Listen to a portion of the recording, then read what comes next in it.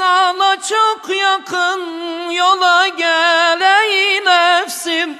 Kefene sarılmadan kendine gel ey nefsim.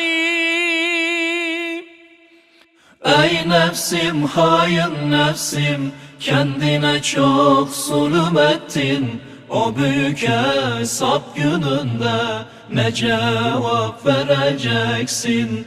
Rabbinin huzurunda ne cevap vereceksin? Ey nefsim, hain nefsim, kendine çok zulüm ettin. O büyük hesap gününde ne cevap vereceksin? Rabbinin huzurunda ne cevap vereceksin?